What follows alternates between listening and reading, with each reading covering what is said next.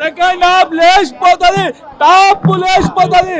ఇగో ticket చూపిస్తారు, 300 పెట్టా చూడు, 300 పెట్టి చూసినా టికెట్ అమ్మా చూడు, పైసలు పెట్టి చూసినాం. ఏకదమ్ నెక్స్ట్ లెవెల్. గుండు మీద అటు, అరే గుండుగా చెప్పురా రివ్యూ. అన్నా సినిమా బాగుందన్నా.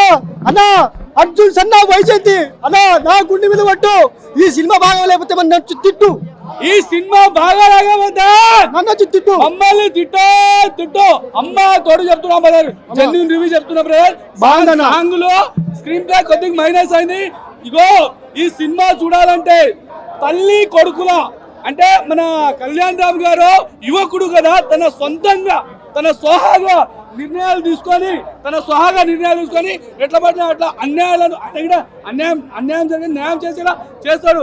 మన మేడం వచ్చేసి పోలీస్ క్యారెక్టర్ కదా, చట్టంతో ఆమె న్యాయం చేస్తుంది. మొత్తం మీద స్టోరీ మీద తల్లి కొడుకు మధ్యలో నడుస్తుంది, ఉంటది స్టోరీ రొడం. కానీ ఫ్యామిలీతో చూడాల్సిన సినిమా. అన్నా ఈ సినిమా చూసినాక మా అమ్మ గుర్తుకొచ్చింది. అరే ఈ కడవ నాదరా అన్నా, మా పవన్ కళ్యాణ్ ఫ్యాన్స్ తరపున కళ్యాణ్ రామ్ అన్నకు సపోర్ట్ చేస్తాం.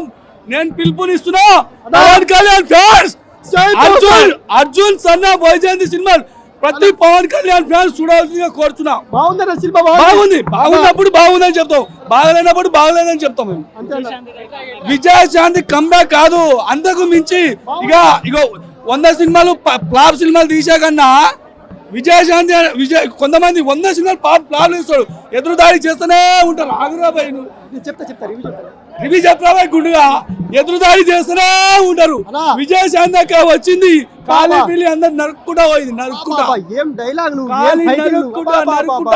ఈ ఏజ్ దాదాపు విజయశాంతి అమ్మకు 50 నుంచి 60 మధ్యలో ఉంటుంది ఏజ్ తెలియదు. కానీ ఈ ఏజ్ లో కూడా ఇంత చక్కగా ఒక బాలకృష్ణ, ఒక చిరంజీవి, ఒక వెంకటేష్ లైవ్ వస్తుంది. ఇంకా ఒక వెంకటేష్ లాంటి వాళ్ళు చేయలేని ఫైట్, వెంకటేష్ ఒక ఫైట్ చేయడు, వాళ్ళు చేయలేని ఫైట్ ఎగిరి ఈయన గుండు పగిలేలా సినిమా మాత్రం గుండు పగిలేలా ఫైట్లు కొడుతుంది కాక ఇంట్లో అమ్మా తోడు సినిమా తోపు, అమ్మా తోడు సినిమా తోపు నిజంగా. సినిమా వచ్చేసి బాగుంది bro, routine story. But director ఏదైతే తీసుకున్నాడో అది చాలా బాగా ఎగ్జిక్యూషన్ చాలా బాగా చేశాడు. ఎక్కడ కూడా బోర్ కొట్టించలేదు సినిమాలో. వాళ్ళ మదర్ కానీ మదర్ సన్ బాండింగ్ చాలా బాగా చూపించాడు. ఒక నిజాయితీగా మారిపోయినగా తల్లిని చూపించాడు. ఆ నిజాయితీని కాపాడుకోవడానికి తను చేసే ఎలిమెంట్స్ కొంచెం భయంకరంగా ఉన్నా కానీ సో న్యాయంగానే పోరాడతాడు హీరో కూడా. బట్ తన తల్లికి తెలియకుండా మేనేజ్ చేస్తాడు, అది సినిమాలో చూపించాడు. బ్యాక్గ్రౌండ్ స్కోర్ బాగుంది సినిమాలో, మాస్ యాక్షన్ బీట్స్ చాలా బాగున్నాయి. కళ్యాణ్ యాక్షన్ బాగుంది. చెప్తున్నా బ్రో, వింటేజ్ కళ్యాణ్ రామ్ చూడొచ్చు, ఎందుకంటే విజయశాంతి కంటే కళ్యాణ్ రామ్ స్పేస్ ఎక్కువ ఉంటుంది. సో కళ్యాణంకి చాలా యాక్షన్, చాలా అతనొక్కడే తర్వాత అంత మాస్ యాక్షన్ ఈ సినిమాలో చూసాం. క్లైమాక్స్లో ఒక్కటి మాత్రం కొంచెం చాలా ఓవర్ హైప్ వెళ్ళిపోయినట్టు అనిపించింది. ఏంటంటే కళ్యాణ్ రామ్ ఏదైతే తన చేయి నరుక్కోవడం ఏదైతే ఉందో అది ఒక్కటి మాత్రం కొంచెం ఓవర్ హైప్ వెళ్ళాడు డైరెక్టర్ అనిపించింది. మిగతా అంతా బాగుంది. హీరోయిన్ చాలా తక్కువ స్పేస్ ఉంటుంది, హీరోయిన్కి చాలా బాగుంది. హీరోయిన్ స్పేస్ కూడా చాలా బాగుంది. సో ప్రతి ఒక్కటి ఎలిమెంట్ మాస్ యాక్షన్ కాబట్టి మాస్ ఫస్ట్ ఫైట్ చాలా బాగుంది. హీరోని ఒక రౌడీ లాగా చూపించడం చాలా బాగుంది. తర్వాత తల్లి కోసం తను పోలీసు అవుదాలనుకుంటాడు, కానీ తనకి తల్లిని రక్షించుకునేటప్పుడు మాత్రం పోలీస్ అయ్యి రక్షించుకుంటాడు. సినిమాలో అంజనీష్ గారి బ్యాక్గ్రౌండ్ స్కోర్ చాలా బాగా అనిపించింది. కొత్త డైరెక్టర్ అయినా కానీ చాలా బాగా ఎగ్జిక్యూషన్ చేశాడు. రొటీన్ స్టోరీ అయినా కానీ ఎక్కడ బోర్ కొట్టకుండా సినిమాను ల్యాగ్ చేయకుండా తీసుకెళ్ళాడు సినిమాని. చాలా బాగా రొమాన్స్ ఏం లేదు బ్రో, డైరెక్ట్ పెళ్ళి అయిపోద్ది. సినిమాలో సాంగ్స్ కూడా చాలా బాగుంది. సాంగ్ ఒకటే ఉంది, కొన్ని ఓవర్ హైప్ ఎలివేషన్స్ ఉన్నాయి, మాస్ యాక్షన్స్ ఉన్నాయి కాబట్టి చూడొచ్చు. ఫ్యామిలీ చూడడానికి ఏం ప్రాబ్లం లేదు, కానీ మాస్ ఎక్కువ కొంచెం మాస్ ఆడే. మనిషి బతికేది ఎవరి కోసం? కన్న తల్లిదండ్రుల కోసం బతకాలి. అమ్మ జన్మనిస్తేనే మనం బతుకున్నాం ఈరోజు. అలాంటిది ఈ రోజుల్లో ఇలాంటి సినిమా ఎవరు తీయలేరు, అంతే, ఎవరు తీయలేదు. ఎందుకంటే ఇన్ని రోజులుగా ఎన్నెన్నో సినిమాలు చూసాం, కానీ కన్న తల్లి మీద ప్రేమతో, కన్న తల్లి కోసం ఫస్ట్ టైం ఈ సినిమా చూసా. ఈ రోజు నాకు ఒక 500 డబ్బులు పోతే పోయింది టికెట్కి, నాకు హ్యాపీగా ఉంది. ఇన్ని రోజుల తర్వాత నేను పెట్టిన టికెట్కి ఈ చూసి సినిమాకి నాకు చాలా సంతోషంగా ఉంది. పైగా ఈ సినిమాలో కళ్యాణ్ రామ్ గారు వాళ్ళ అమ్మ కోసం తన చేయిని నరుక్కుంటాడు. చూడండి, మనం కూడా ప్రతి ఒక్కరూ ఈ సినిమా చూడాలి. కన్న తల్లి కోసం మనం చచ్చిపోయినా పర్వాలేదు. కలెక్షన్ ఖచ్చితంగా ఇప్పుడే చెప్తున్నా, రేపటికల్లా ఈ సినిమాకి 1000 కోట్లు గ్యారెంటీ, 1000 కోట్ల పక్కా. అంతే, దీన్ని ఎవడు ఆపలేడు, ఆడనివ్వలేడు, అడ్డుపడలేడు. ఇలాంటి చరిత్ర ఎవరు తిరగ రాయలేడు. హీరోయిన్కి ఈ సినిమాలో స్కోప్ కూడా ఉంది. చాలా మంది అన్నారు హీరోయిన్కి ఏమీ లేదని, కానీ హీరోయిన్ కూడా ఈ సినిమాలో ఉంది. ఆమెకి డైలాగులు ఉన్నాయి, ఆమెకి పాటలు ఉన్నాయి, ఆటలు ఉన్నాయి, మాటలు ఉన్నాయి, అన్నీ ఉన్నాయి ఆయనకి. కాబట్టి ఏంటంటే రొమాన్స్ కూడా ఉంది. ఇది ఒక తల్లి బిడ్డకి సంబంధించిన సినిమా కాబట్టి కాపురం చేసి ఆడవాళ్ళందరూ ఈ సినిమా చూడాలి.